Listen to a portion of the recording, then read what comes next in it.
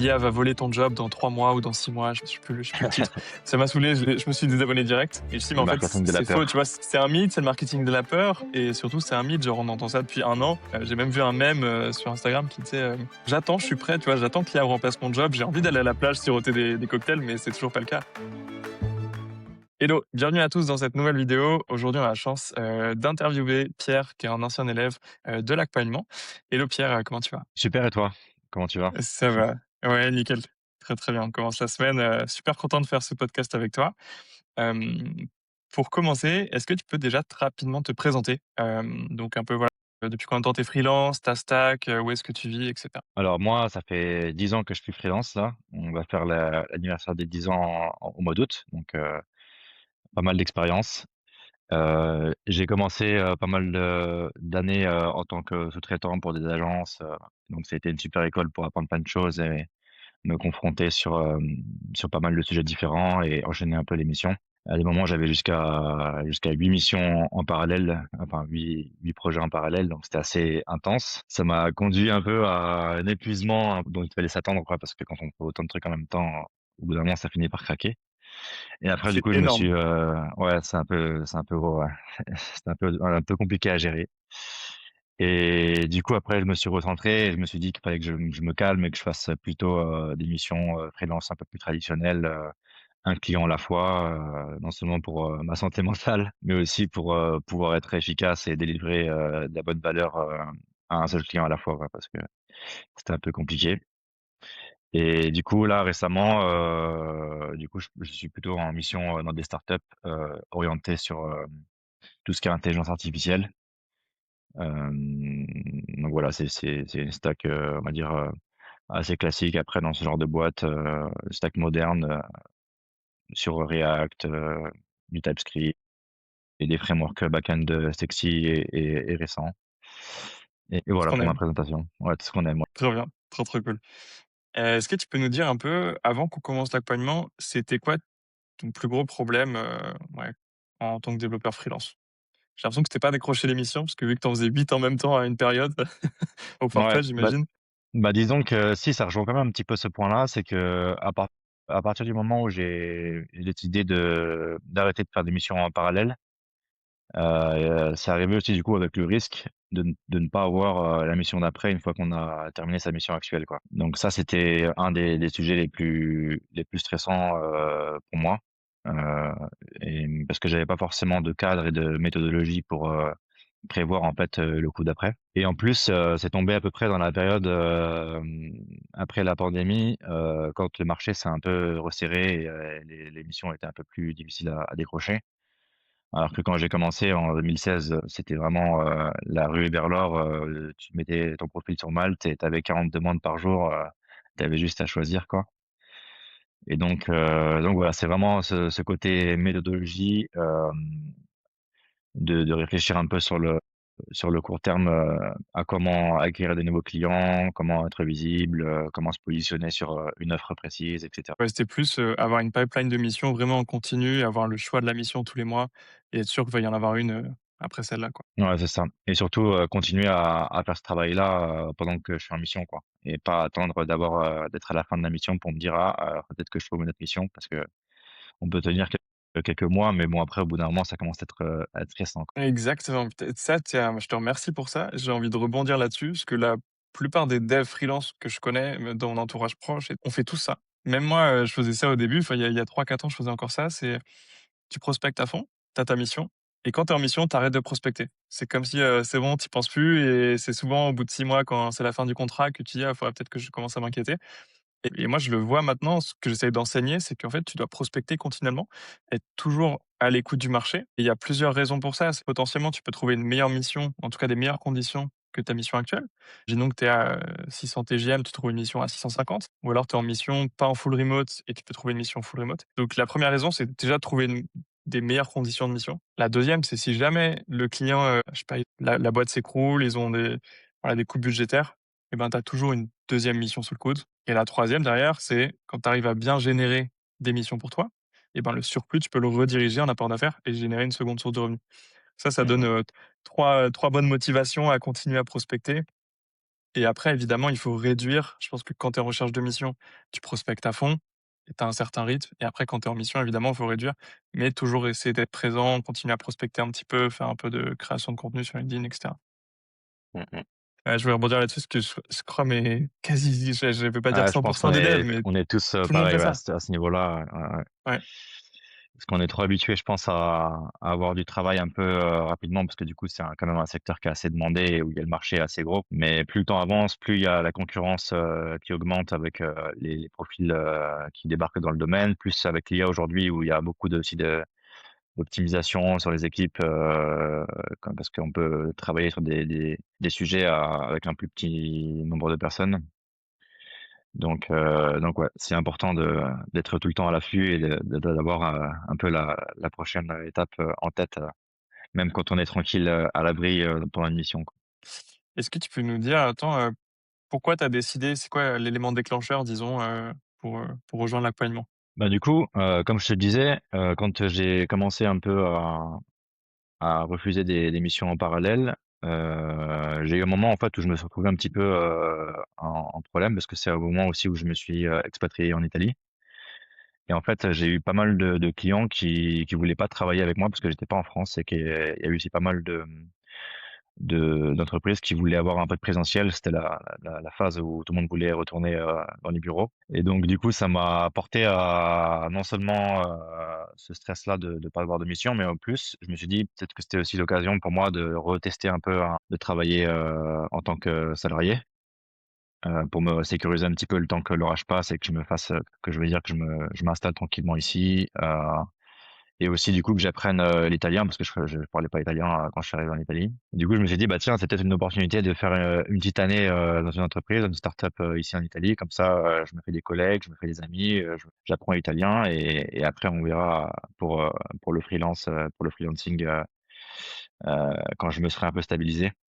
Et du coup, c'est à ce moment-là que, 1 an après, je me suis dit que bon, maintenant c'est bon, j'ai fait mon tour en salarié. Je suis un peu, frustré de certaines choses. Le freelance, c'est quand même pas mal et je me suis dit: «Bon, bah, allez, je me relance en freelance» et c'est là que je me suis dit, que j'allais me faire accompagner pour, pouvoir repartir, en fait, sur des bonnes bases et avoir une méthodologie cette fois qui est plus claire et plus, prédictible en fait sur l'activité de freelance plutôt que ce que je faisais avant où j'étais pas mal, un peu au jour le jour et donc voilà, j'ai été, contacté par un certain Nicolas sur LinkedIn, pile poil au bon moment et voilà, du Parfait, coup on j'étais là a au on bon a on timing. a ouais, c'est ça, il y a un alignement des planètes là, qui est intéressant pour moi à ce niveau-là, quoi. Parlant, d'alignement des planètes, est-ce que tu peux nous partager un peu les résultats que tu as eus? Il y a plein de choses qui m'intéressent en termes de en combien de temps tu as décroché ta mission? Mmh. Le TJM que tu as pu signer, est-ce que c'est en full remote ou pas? Est-ce que tu es resté en Italie? Est-ce que tu es revenu en France? Voilà, ces résultats un peu croustillants. Alors justement, c'est très croustillant parce que du coup on a un peu explosé ton record, il me semble de signature. Où, on a, eu le premier call, de découverte le mercredi. Le jeudi, tu m'as dit que tu avais, quelqu'un dans ton réseau qui cherchait un freelance qui avait mon profil. Le vendredi, j'avais un premier call avec, le tech lead de l'entreprise en question. Le samedi, j'avais un call avec, le fondateur et le lundi, je démarrais la mission. Le record explosé en quelques jours là, je suis passé de 0 mission, à une mission, dans mon TGM dans les 600 € par jour, en full remote. Je suis toujours en Italie et là ça fait, quelques mois que je suis avec eux et ça se passe très bien. Donc, super quoi, ça a été effet, immédiat, même avant même d'avoir fait le premier coaching, en plus avec toi sur, la mise en place des différents piliers quoi, donc c'était vraiment rapide. Bon après mon Et c'est vrai que expérience tu as a aidé signé. un peu. Complètement, ouais, tu as une super expérience. Évidemment, on peut pas faire de magie. L'accompagnement, c'est pas une baguette magique. C'est ça. Moi, je vais transmettre tout ce qui est prospection, marketing, négociation, voire même apport d'affaires. Par contre, il faut une base d'expérience. C'est sûr qu'on peut pas, avoir, 2-3 ans d'XP et espérer être en full remote à 600 TJM. Il faut rappeler que, voilà, tu as quasiment 10 ans d'XP, tu as eu des super boîtes avec qui tu as bossé, donc ça joue évidemment. Et là, pour le coup, comme tu l'as dit, moi, j'avais, dans mon carnet d'adresses une mission off market, tu as pu te mettre en relation et c'est vrai que tu l'as signé avant même qu'on commence le premier coaching. Ça, c'est assez fou. Pour Ça, le coup, c'était rentabilisé avant même d'avoir commencé, le premier coaching, quoi. ouais, Ah, c'était ouais, super c'est incroyable. intéressant, du coup. Ouais, ça, c'est encore en 72 heures, tu as pu signer la mission, à partir du moment où tu as présenté le client, ouais, le lundi, hop, tu es prêt, tu as eu le client le vendredi, lundi, tu signais la mission Ouais, c'est ça. en 72 heures. Tu es le 2e à avoir fait en 72 heures. J'ai Adrien aussi, que j'ai interviewé la semaine dernière, qui a décroché pareil en 48-72 heures. Hem, Par contre, on avait déjà fait le coaching et lui avait décroché la mission après et toi, c'est vraiment tu as tout décroché avant même qu'on fasse le premier coaching. Donc pour ça, là, je crois que tu es en place, numéro 1 pour le moment, sur, les 100 freelances que j'ai accompagnés là depuis bientôt 2 ans. Mais, incroyable. C'est super et puis trop cool que tu sois du coup, bah, en full remote, tu puisses, rester en Italie, sachez que c'était important pour toi. Comprends, moi ça fait 4 ans que je suis en full remote et c'est un bonheur d'éviter d'être dans les transports en commun, dans les bouchons. Tellement de temps de gagner, soit juste pour soi ou même pour sa famille, c'est trop important. C'est je pense que Ouais, c'est un des trucs le plus kiffant, je pense peut-être derrière ou même devant l'argent quand tu es en tant que développeur freelance. C'est la liberté que ça t'apporte et évidemment, les revenus par rapport à un CDI. ouais, totalement, ouais. Qu'est-ce qui a changé dans ton quotidien aujourd'hui, depuis qu'on a commencé l'accompagnement? Alors, je dirais que la principale chose, c'est la méthode, que tu m'as proposée, sur, pas mal de choses. Sur la publication de contenu pour être visible, ce genre de choses. J'ai pu mettre en place quelques routines, on va dire, de contenu. Bon là, ça fait quelques semaines que j'ai un peu délaissé malheureusement, mais il faut que je m'y remette là. Mais en tout cas, C'est j'ai important. une image claire et une image mentale claire de ce que je dois faire, de pour être visible quoi et toujours rester un peu, top of mind, de des personnes qui sont dans mon secteur. Et après aussi au niveau de la prospection, LinkedIn, ça par contre j'ai continué à essayer de me connecter avec un maximum de personnes, toutes les semaines pour, juste entamer un dialogue et juste voilà, créer des relations avec, des personnes qui sont dans le même secteur d'activité. Et après au niveau du quotidien, je pense que c'est tout, hein, j'ai pas encore vraiment commencé la partie, apport d'affaires. En tout cas, j'ai pas eu de résultats à ce niveau-là. Mais, j'ai déjà commencé à glisser des petits messages aux oreilles de d'autres développeurs, pour, voir ce que ça donne, quoi. L'apport d'affaires, c'est vraiment, il faut vraiment avoir une vision long terme. C'est-à-dire que quand tu vas mettre en place les actions pour générer de l'apport d'affaires, choper des missions off market, dis-toi que c'est des plantes, enfin, c'est des graines que tu plantes et qui vont pousser au bout de quelques mois, tu vois? Ça se fait jamais en ça peut pas se faire alors décrocher une mission pour toi, ça peut être très rapide. Là, dans ton cas, on l'a fait en 3 jours. En moyenne, c'est après en 30 jours, via l'accompagnement, sur la centaine d'élèves que j'ai accompagnés et par contre, apport d'affaires, ça met plusieurs mois. J'ai des élèves qui l'ont chopé au bout de 2 mois, au bout de 3 mois, il y en a qui l'ont démarré au bout de 6 mois et cetera. Donc ça prend du temps et c'est normal. Pour te donner une stat, moi, il y a 3 ans, quand j'ai commencé l'accompagnement, les premiers mois, je faisais à peu près 6 introductions et j'en avais une qui était signée, que je faisais des intros avec des boîtes, des missions qu'on me partageait. J'essayais de trouver le bon profil dans mon réseau, je mettais en relation. Souvent, soit il y avait un intermédiaire OSN, soit c'était direct du off market, mais peut-être que le client avait changé d'avis ou le freelance a changé d'avis et cetera. Il y a plein de facteurs que tu contrôles pas et moi, j'avais un peu ce taux de réussite de 1/6. Maintenant, c'est mieux, heu, avec 3 ans, d'XP à faire de l'apport d'affaires, mais c'est vraiment sur du long terme. Mmh mh, Mais mmh mh. c'est extrêmement puissant parce qu'en termes de taux horaire, moi, je sais que ça me prend à peu près tout le process d'apport d'affaires me prend à peu près 2 heures et je peux gagner jusqu'à, 10 000 € étalés sur une mission d'1 an, quoi. Super Si tu intéressant. prends 10% de com. Donc en termes de taux horaire, c'est incroyable. Mais c'est trop cool. Non, je suis persuadé, que tu vas y arriver. C'est juste question de temps. Tu mets en place ces choses en termes de marketing et de prospection et heu C'est ça. et ça va venir, hein. En fait, il faut vraiment C'est prendre trop en bien. compte que chaque pilier, est dépendant de l'autre, en fait. Donc, l'apport d'affaires, ça marche beaucoup avec, le fait d'être visible, en fait, et d'être contacté par des personnes, qui recherchent des profils comme le tien. Donc, faut vraiment, voilà, continuer à être régulier sur chaque pilier et après je pense que ça va venir tout seul, ouais, comme tu dis, effectivement, c'est qu'une question de temps, quoi. Exactement, ouais. D'ailleurs, pour ça, je fais un petit, spoiler. Il y a une nouveauté qui va arriver cet été, donc là, on tourne la vidéo, on est le 25 mai, 2026. Alors, juillet, va y avoir un nouvel outil, qui va permettre de faire, heu, d'avoir des opportunités off market que je vais donner à mes élèves et aussi à mes anciens élèves, donc tu vas pouvoir en bénéficier. Sympa, Ça cool. arrive vers juillet-août et ça va permettre d'avoir au moins une mission off market par mois, voire OK. plus. intéressant. Je suis en train de le tester sur moi. Je donne juste ça, je vais pas te donner tous les détails, mais voilà. Donc ça sera pour tous les futurs élèves et les anciens élèves, de l'accompagnement de la passerelle. Cool, Pour, justement mettre super l'accent sur intéressant. la partie apport d'affaires. Parce que c'est vrai que, c'est vraiment dépendant des actions que tu fais avec toi, quoi. Donc, si jamais, tu peux être un peu aidé par un outil ou un tool, ça peut être pas mal, ouais, effectivement. Exactement, ouais, c'est le but. Ça va te faire gagner énormément de temps, et d'énergie, tout en ayant des bons résultats. C'est ça. OK, intéressant. Hem, ouais. Je vais refaire une vidéo exprès sur ça en juillet-août, donc dès que ça va sortir. Hem, pour finir ce podcast, est-ce que tu peux me dire un peu quel conseil que tu donnerais à un freelance qui est un peu en galère?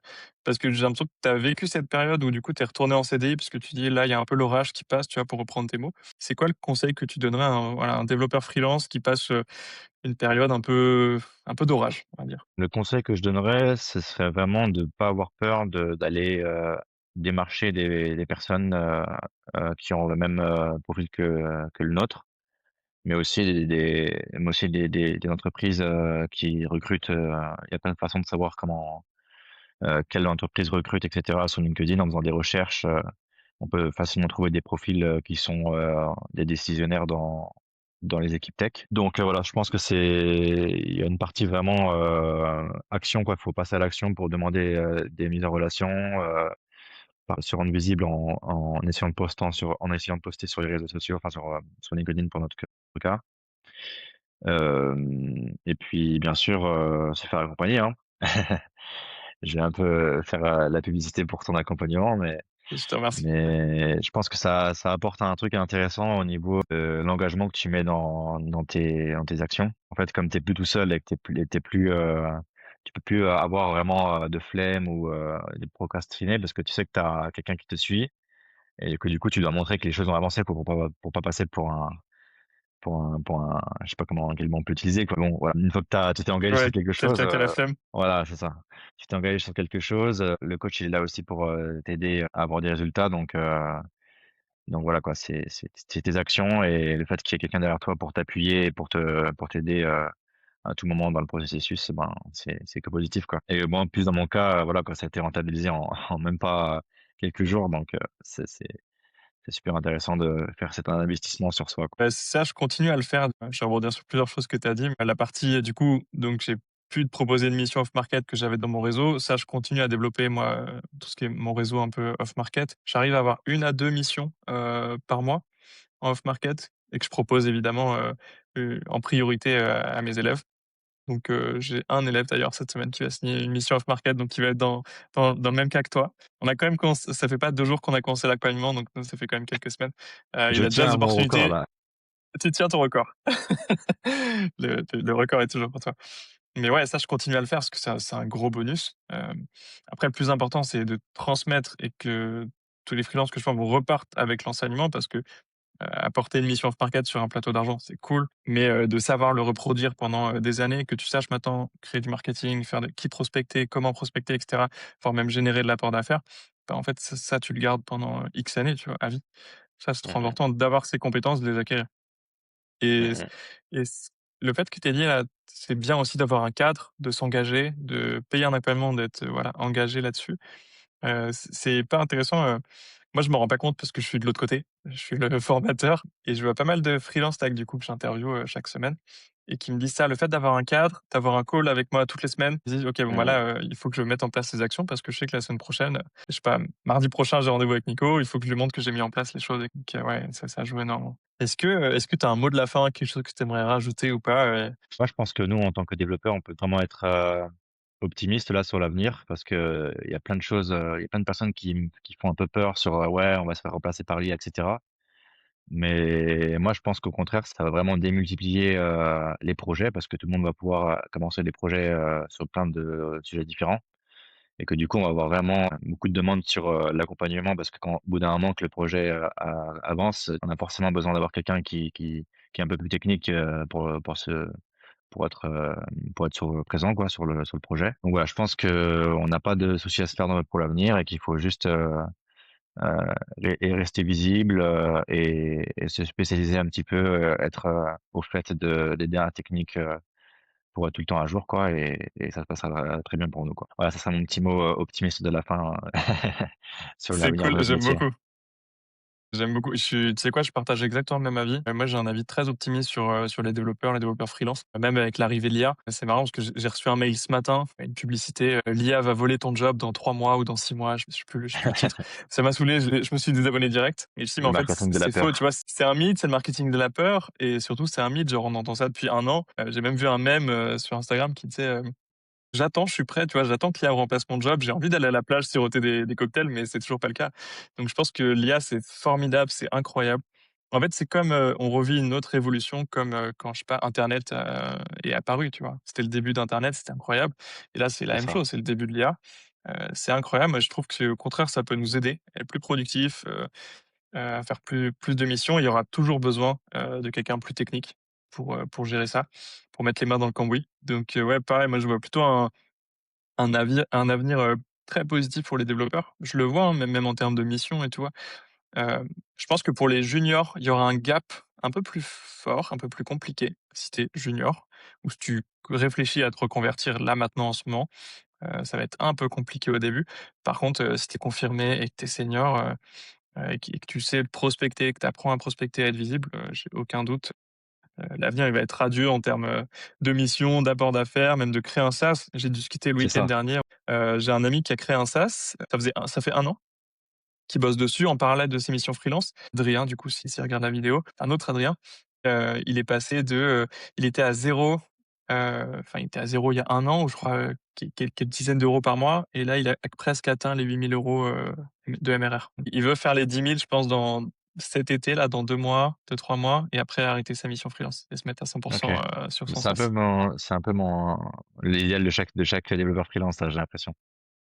Ouais, c'est le rêve, je réfléchis à mettre un module, parce qu'en fait, pour moi, dans l'accompagnement, le but principal, c'est décrocher une mission en 30 jours, à peu près 10 cas par mois au plus. Ce que j'aime transmettre, moi, c'est l'apport d'affaires, parce que j'en fais depuis 3 ans et j'adore ça. J'avais déjà lancé un SaaS où en 30 jours, j'avais fait, 300 € et puis après, il y a eu un flop et je suis passé à d'autres business.